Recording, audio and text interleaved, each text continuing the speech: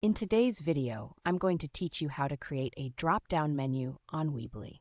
If you find this useful, consider subscribing and liking the video. All right, let's get started. The first thing you need to do is open your Weebly site editor. Once you're in, look to the top navigation bar for the Pages option. Go ahead and click on that. This will bring up a list of all the pages you've created for your website on the left sidebar. Next, we need to identify the parent page for your drop-down menu.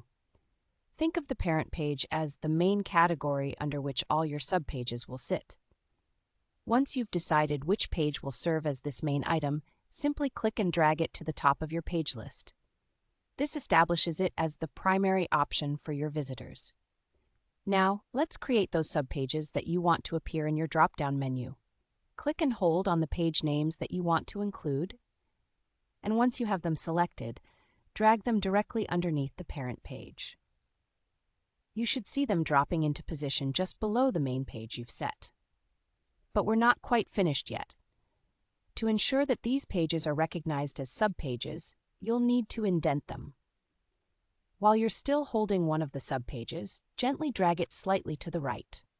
If you've done this correctly, you'll see that the subpage is now indented, which is a visual cue that indicates it is nested under the parent page. Don't worry, this step is really straightforward, and you'll get the hang of it in no time. What's great is that once you've indented your subpages, Weebly takes care of the rest for you. Yes, you heard that right. The platform automatically converts these nested pages into a drop-down menu. This means you don't need to worry about coding or anything technical. Weebly handles it all seamlessly. Now, we're almost there. The last step is to make sure that all your hard work is visible to your visitors.